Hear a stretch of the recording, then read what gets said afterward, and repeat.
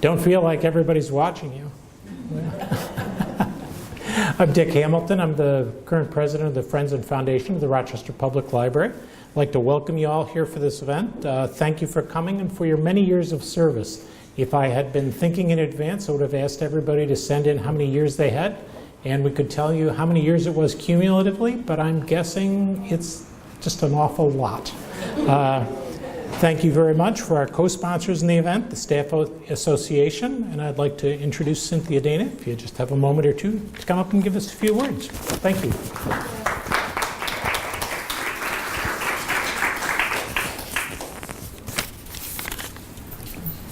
Clip that one on and the mic is...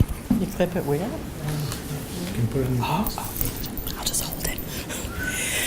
What Dick said. No, I just want to welcome everybody. I'm happy that the Staff Association, which really consists of only two people right now, myself and Kathy Socia pretty much, and Joe Bourne is our third. I'm just happy that we can co-sponsor this event every year, and I hope it continues because in a couple more years I'll be a retiree. Not that I'm counting the days, but I'm just so happy to see everybody come back, and it's just... Oh, sorry. You need both mics. I need both. I'm sorry. You could probably hear me without. But I'm just so happy to see everybody come back all the time, and I think it's a great testament to the library. We all loved working here, and we all felt like a family, and it's just great to see everybody come back, and I appreciate everybody returning every year, and I can't believe it's been a year already. So enjoy the evening, and thanks again.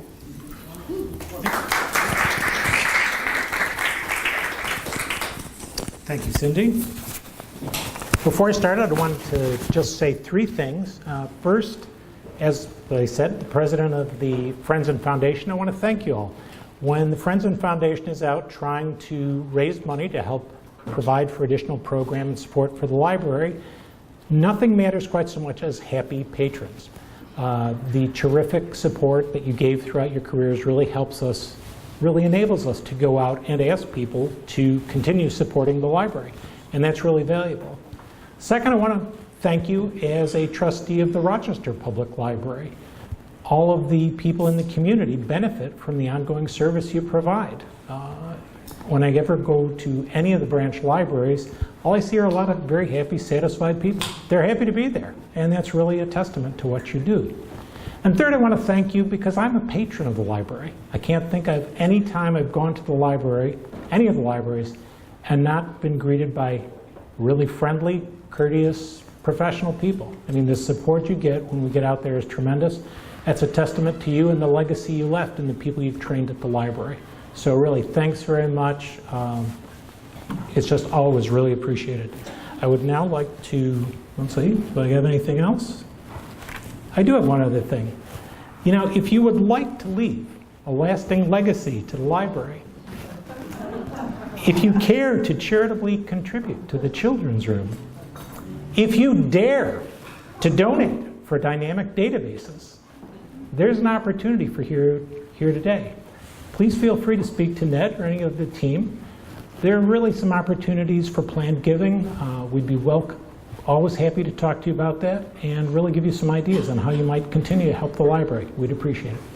And I'd like to introduce Patty Utaro. I think everybody knows, the director of the library. Thank you. Thanks, Dick. Well, hello, everyone. It's so nice to see everybody again. Many of you I see throughout the year, but some of you I only see once a year, so I always look forward to this. When I was thinking about what I wanted to talk about today, I talked with Debbie Mansour, who is my new Gail in the office. Many of you know that Gail retired last year. She was very sorry she wasn't able to come today, but she sends her regards to everyone. But I was talking with Debbie about what were the biggest surprises that she had when she came here to work, because she had no experience with the public library. She wasn't a public library user. She hadn't been to the Rundle Building or Central Library or any of the branches. She really came in cold. And the number one thing that surprised her the most and has touched her the most is the relationships that she sees forged between our staff members and the public. So that brought me back to the focus of our strategic planning a couple of years ago, which really led to a focus on community. Community is at the root of everything we do. It became part of our central library reorganization process, collections to community. Many of you remember that, I'm sure. So I wanted to spend some time today, and I don't have a lot of time today, but I wanted to take that time and just talk a little bit about our community, about our staff, and what they do in the community. So if you recall, the 3 priorities of our strategic plan are education and engagement, sustainability and resources, and stewardship and curation. None of that can happen. None of the work that's related to those 3 priorities can happen without our staff. So the first person I want to talk about is Paul Tantillo. Many of you know Paul.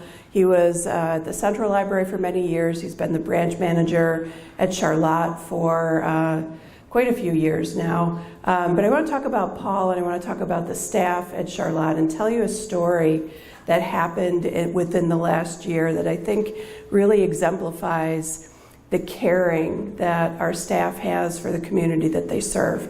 I want to say this happened sometime last winter. They had a young man start coming to the library who looked like he maybe didn't have any place to stay. He was dressed a little shabbily, and they eventually discovered that he was also profoundly deaf as they tried to communicate with him. And one night, Paul and the staff were leaving the library, and they found him in the parking lot completely breaking down because his car wouldn't start.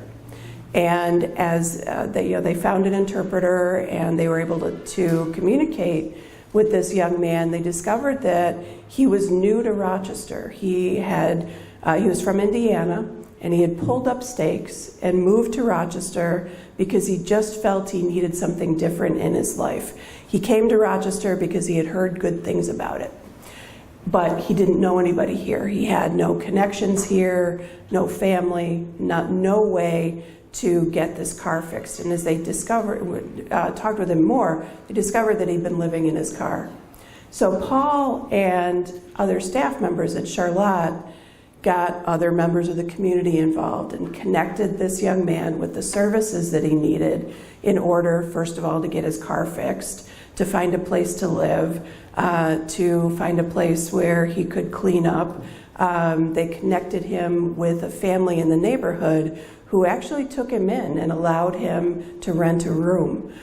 So they took this young man who literally had nothing, who had no connection, no one to turn to in the city of Rochester, in the Charlotte community, and helped him find a foundation for building a life in Rochester. Now, you might think, what does it have to do with the library? Well, this young man was one of their patrons. He was a library user. He went to the library because that was where he felt safe. It was where he had some interaction with other people, even though he didn't technically know them. And that's what staff of our library do. So our next person is Kathy Wolf. Again, many of you know Kathy. She was in the children's room at Central for many years. She was in the education division here. And for those of you who don't know, she's now the branch manager at Winton. And moving out to Winton was a big change for Kathy. Any of you who have made the transition from working at Central to going to a branch know what I mean. Our branch managers have significantly more day-to-day operational responsibilities for the branch buildings than our supervisors do at Central. But Kathy tackled that job with great enthusiasm, as you might imagine. And she has made connections within the Winton community that are really quite amazing. Most recently over the summer, she worked with the staff to put on a community concert that brought in almost 200 people to Winton. Think about that, where Barb Nichols is here, right? Think about 200 people at Winton for a concert. Crazy, right? But Kathy made that happen. She also told me a story recently about a man who unfortunately was in the news within the last couple of weeks, Randall Jackson. Mr. Jackson is the man who blew his house up in the city a few weeks ago. And as it turns out, he was a regular patron at Winton.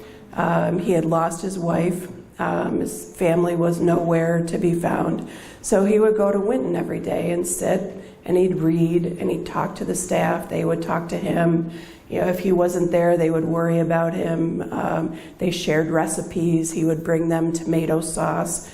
And they were absolutely shocked when they learned that he was the man who blew up his house. And Kathy shared some stories with me about how they cared for each other. He would bring them chicken soup if they were sick. She would take him home on the coldest winter nights when he didn't have any transportation. And again, that's an example of our staff forging these caring relationships with the people in our communities. Tim Ryan is a young adult librarian. He has worked at Sully, he's currently at Lincoln, he's done some work at Central, and Tim is a really interesting guy. He's a single dad, working part-time and going to school at the same time. He's working on his law degree. And he decided to go to law school because of what he was witnessing in the branch libraries, where so many people needed legal advice that they couldn't pay for. They could not afford to pay for it. So he started doing research, and I know all the reference librarians in the room are saying, we can't give legal advice. He knows that. And as a way to address that and to provide that service, he started to educate himself and to help patrons make connections within the community to volunteer legal services where they can get free legal aid. So as a result of some of Tim's work, we now have lawyers doing pro bono work at several of the branch libraries where people have the most need. Tim was also named or won the National I Love My Librarian Award 2 years ago. He was nominated by a young woman that he helped get her resume together and find a job when he was working at the Sully Library. Tolly Reeves, many of you have met Tolly. Tolly replaced David Creek when Dave retired. Tolly has really started to spend a significant amount of time out in the community getting to know parents, particularly African American parents. She sees herself as building herself up as a role model when it comes to early childhood education and early grade literacy and reading. She has 3 children of her own, 3 boys, all very literate readers. She grew up herself sitting in the Medaille College Library while her mother took classes, or at the Buffalo Erie County Library while her mother was working there. Tolly has really made some inroads with communities that we've not been able to crack in the past. People trust her, women especially trust her in talking about their families and taking advice about how to get their children to read. What book will my reluctant 3rd grader read if he's a boy and he likes space people or whatever. She's going to open houses. She's visiting churches. She's putting herself into the community where she can have the most effect. Christine Radarski and the staff of the local history division are also working tirelessly towards our stewardship and curation priorities. Last night, for example, we had an unveiling in the local history department of a Constitution Day plaque that was originally given to the city 100 years ago yesterday to commemorate Constitution Day. Apparently it had been in 1919 attached to a giant boulder that was located at the intersection or the convergence of Clinton and Maine. And in the 1970s, when there was interloop construction going on, the boulder was removed and the plaque was lost. I mean, this is a large brass plaque that was given to the city by the Sons of the American Revolution. Apparently, it was found within the last couple of years by a young man who was getting ready to do demolition on a house in Henrietta, and he found it covering a sump hole in a basement. So, yeah, pretty interesting. So, he wanted to make sure that it got to a place, preferably within the city, where it could be displayed again. So it is now on display downstairs. You could take a look today if you want. But those are the kinds of things that Christine and her staff are doing. Gabe Pellegrino, is Gabe still here? No, he was standing in the back a little while ago. He's currently pursuing a local man who has an original brass plaque from the Sibley Lindsay Kerr building that is just sitting around in his house, doesn't know what he's going to do with it. So Gabe is working towards trying to get that into the library, or at least somewhere in the city. So, stewardship of our historical resources is very important to Christine and her staff. And the photo that you see here is from the Stonewall exhibit, which Christine and Friends and Foundation worked really hard on this year. She's pictured here with Adrian Elam, a local artist who was responsible for some of the materials that were on display here. They're looking at not just preserving the past, but also recording what's happening now. Many of you, I'm sure, remember the clippings file in local history. That has become less and less important as our local newspapers have become thinner and thinner and thinner. So she's always looking for ways to record the things that are happening now. She'll send staff out to take photographs of new construction or things being torn down or things being built. So we have those things on file for future generations. She takes the stewardship piece of our priorities very, very seriously.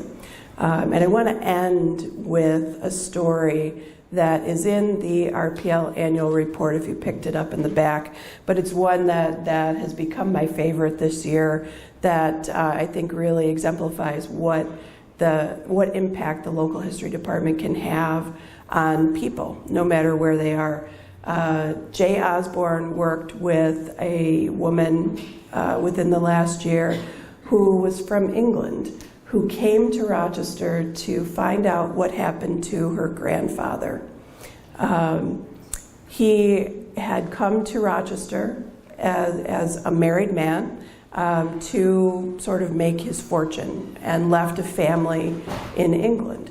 They had been in contact with him for a while, and then all of a sudden, nothing. And the assumption was he just sort of left, that he abandoned his family, and she had grown up hearing really terrible stories about him and how he had abandoned his family and so on. So she wanted to know what happened. So she came here, and Jay worked with her, and they discovered that he'd been killed. That he had come here, he'd been hired as a stonemason, and he had risen to a supervisory position within his company, but he had slipped, fallen, and been run over by a cart full of bricks at Lake and Ridge Roads. And he died at St. Mary's Hospital.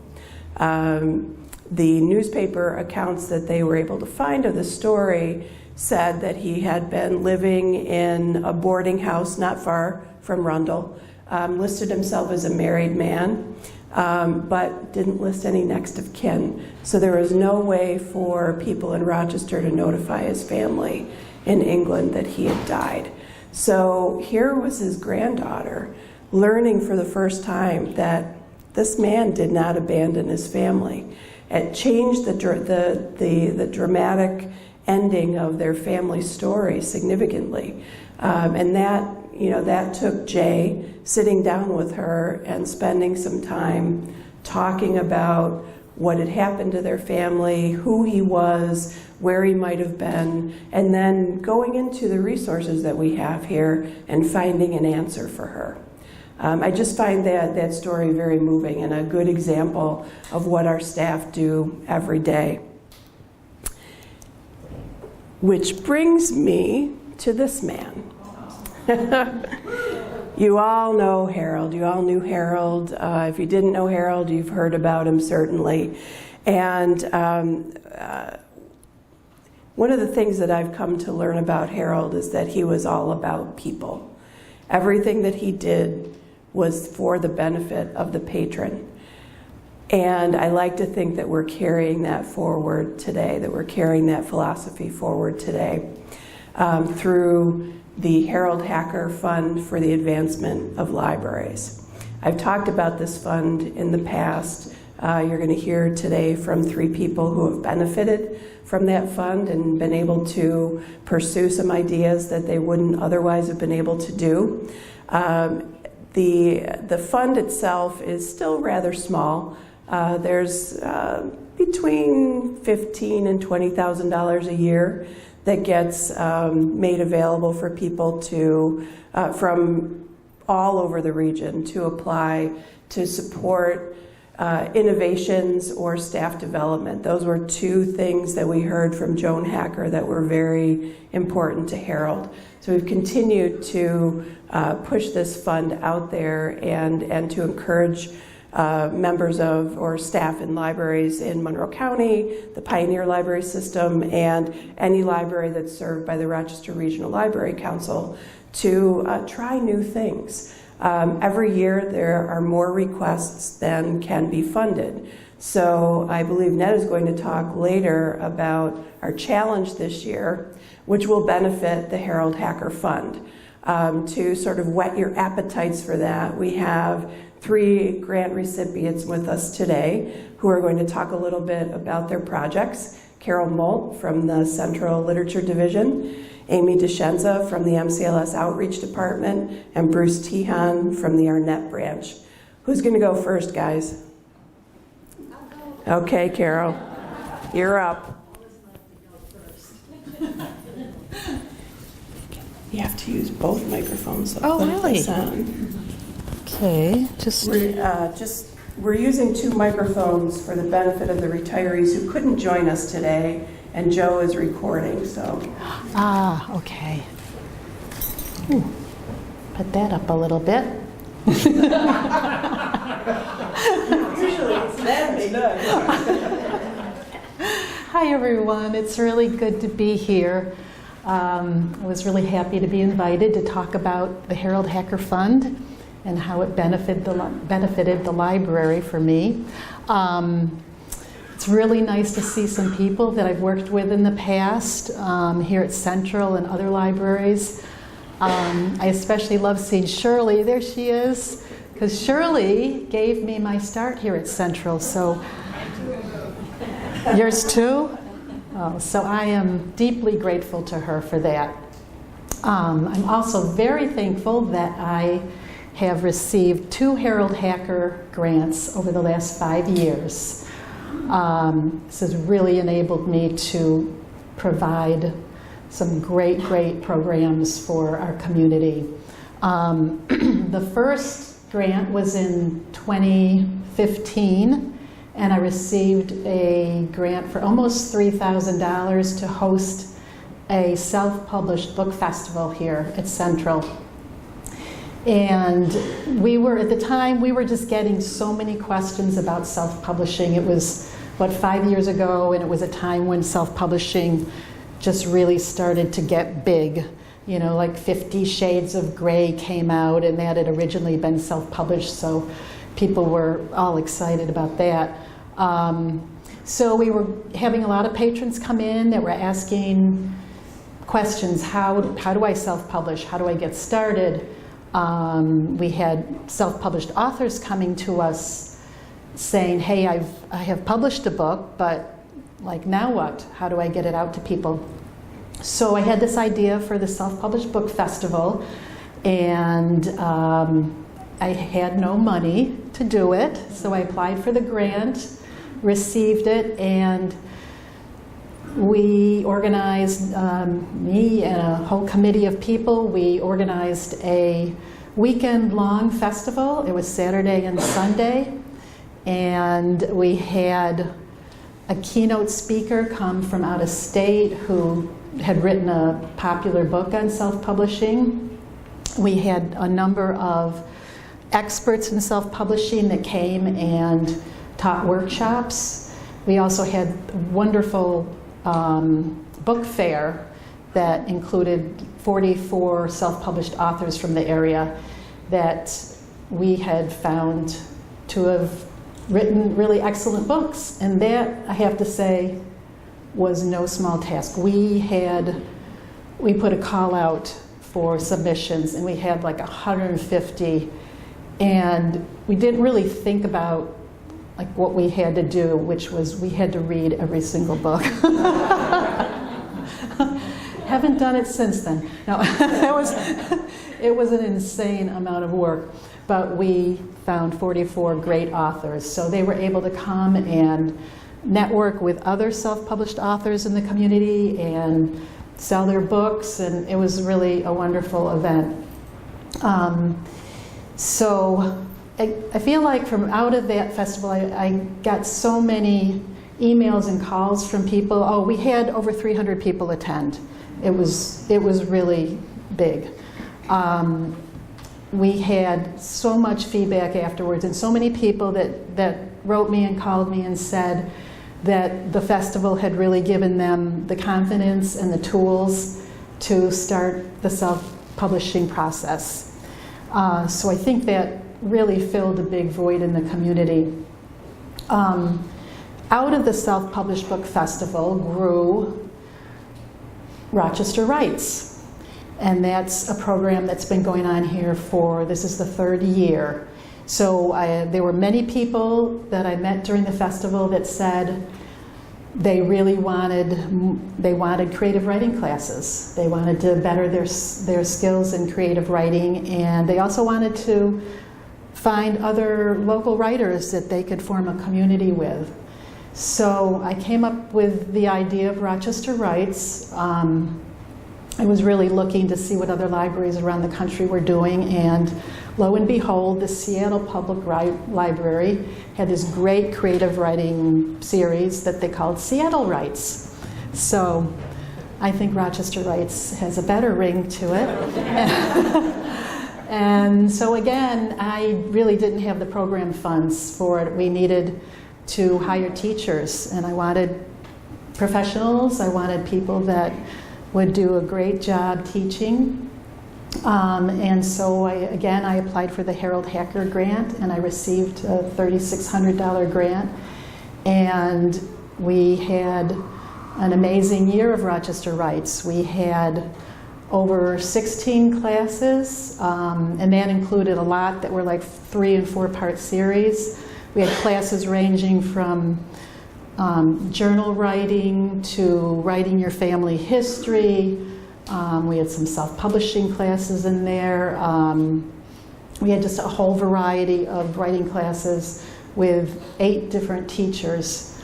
I found just amazing people in the community that were teaching at Writers and Books, and professors, retired professors, and English teachers. So we really got this great group of teachers, and had over 130 people attending that first year.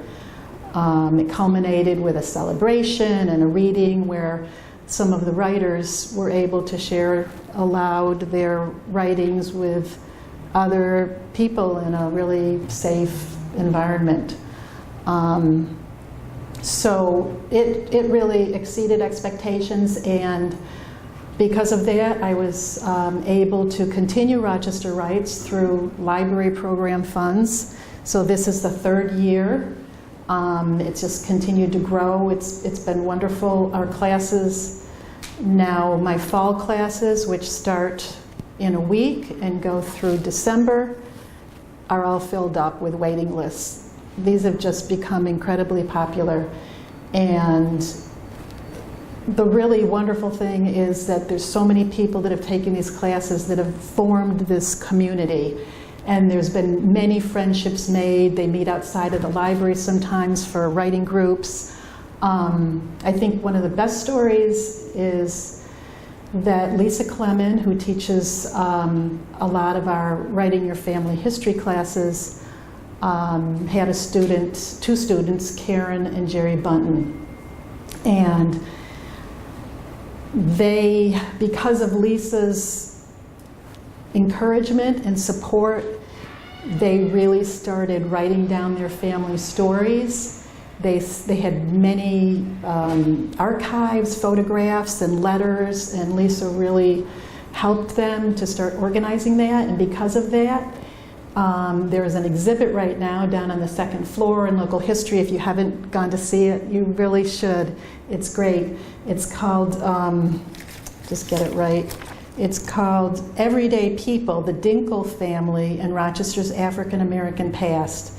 And this really grew out of Karen and Jerry meeting Lisa in one of our classes and kind of getting this whole ball rolling. So that's one of the things that makes me happiest.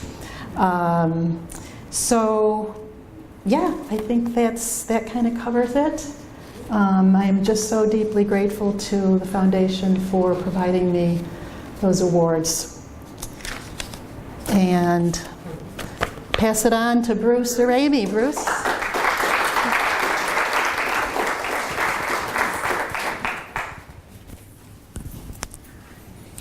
gotta put this on too. Alrighty. Double mics.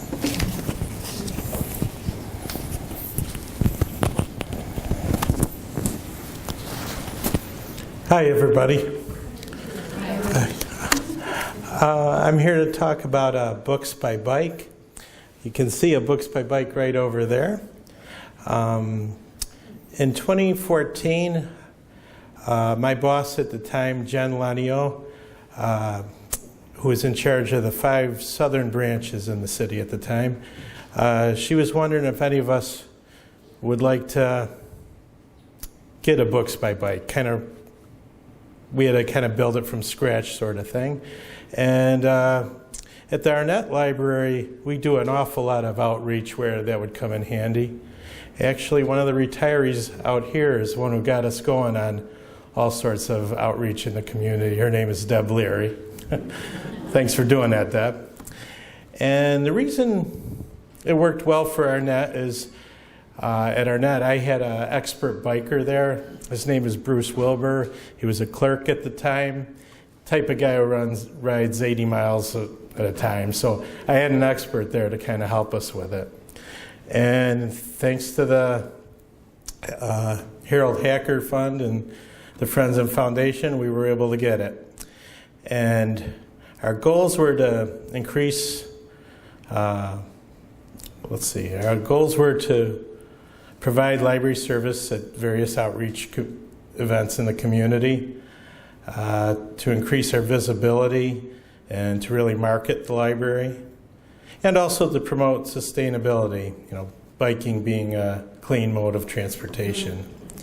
And it's worked out fantastic. We've had it at all sorts of events. We do provide all sorts of library services. We loan out books, we give out library cards, provide lots of information about the library. We also give away a lot of free books.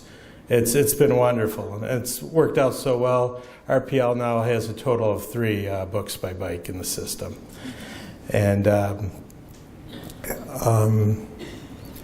probably my favorite thing about it, something I didn't expect to happen, but happens all the time, is as we're riding to and from places, all the attention it gets. We're constantly having kids wave us down for books. One time I found myself surrounded by a bunch of guys all in spandex riding bikes, peppering with me with questions about it. And I found myself gung-ho trying to keep up with them. I couldn't do it. And another time, I was riding along, and at first it was a little disconcerting. I could see a huge guy. He looked like a linebacker or something. And he was running, and I could tell he was leading me. We were going to meet up front. And it would have been scary, except he was grinning ear to ear and going like this at the time. And he was just a guy who wanted a library card. And it was pretty neat. And it has brought a lot of visibility to the library.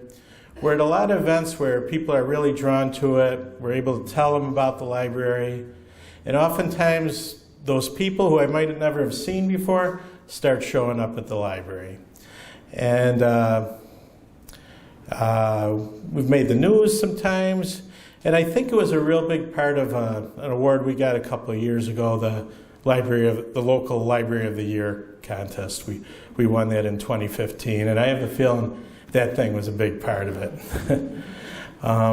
So yeah, it's done everything we wanted it to do. And I can't thank the Friends and Foundation and the Harold Hacker Fund and all the people at Central who helped make it, our maintenance department, folks, all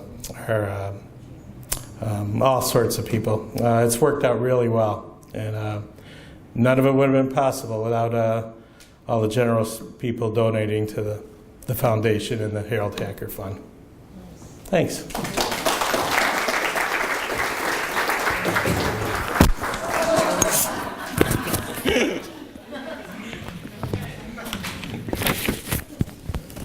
There you go, Joe.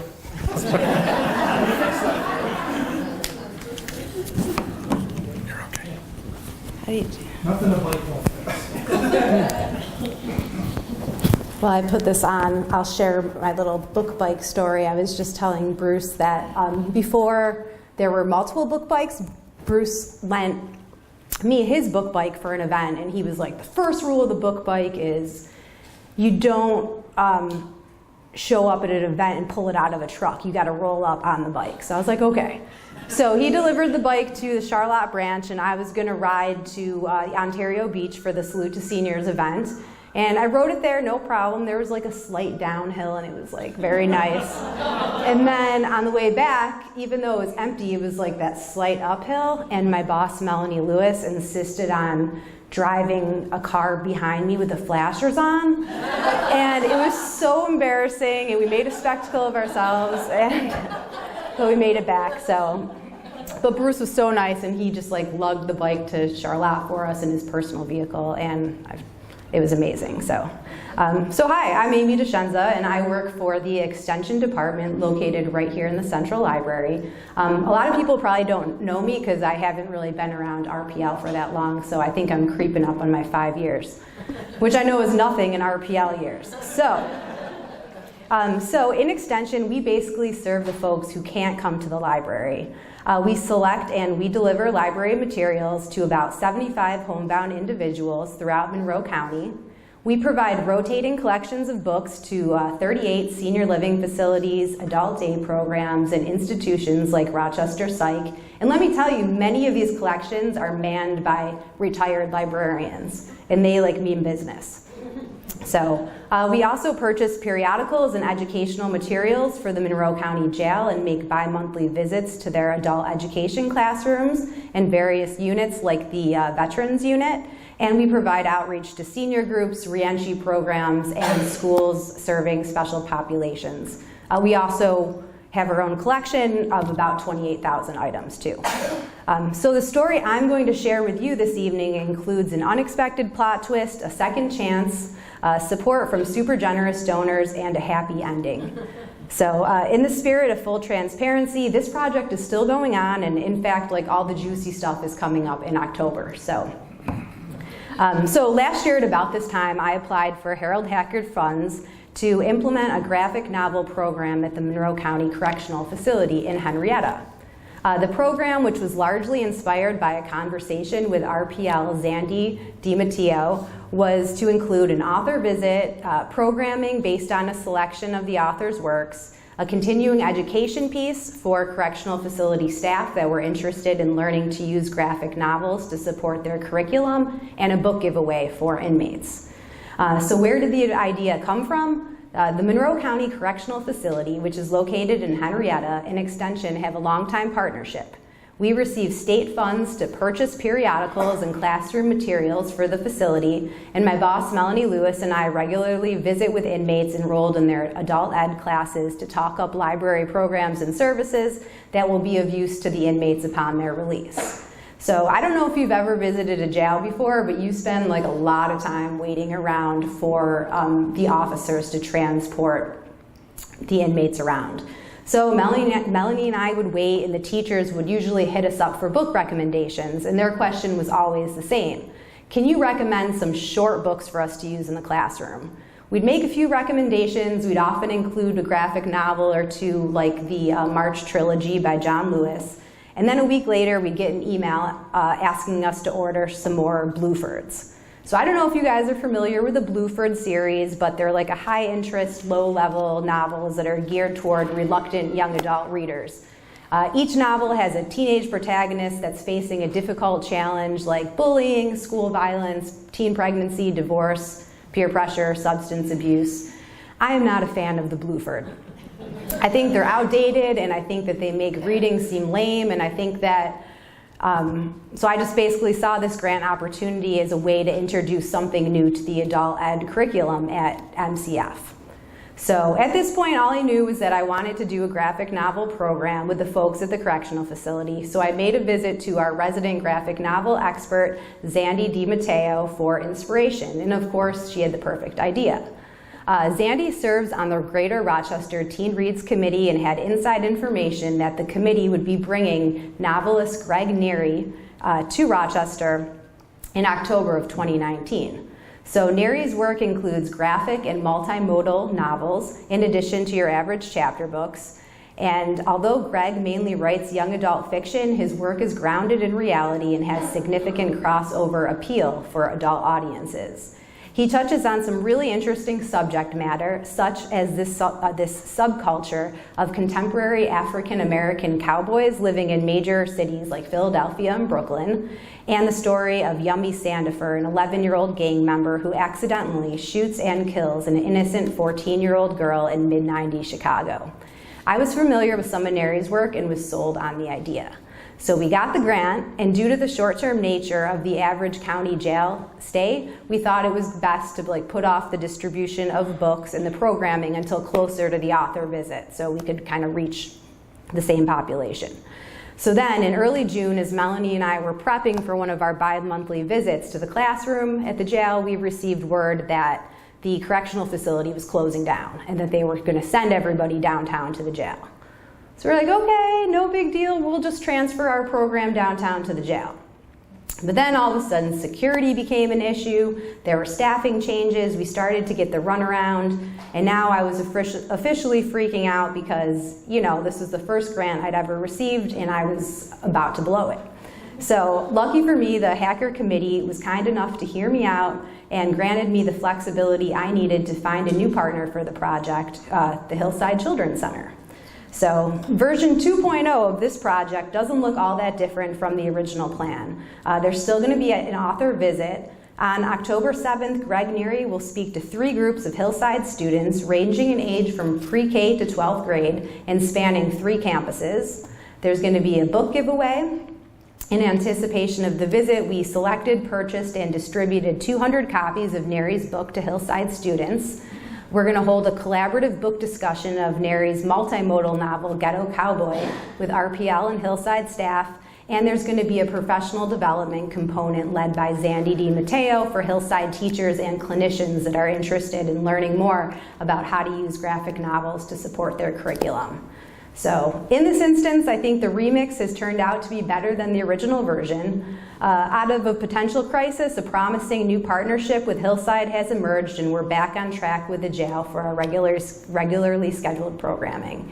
Again, I am very appreciative of the Harold Hacker Committee for selecting this project to fund and for allowing us to stir things up when things did not go as planned. I'm also very grateful to FFRPL donors whose generous support allows RPL staff to pursue ideas that transcend a typical day's work. So thank you so much.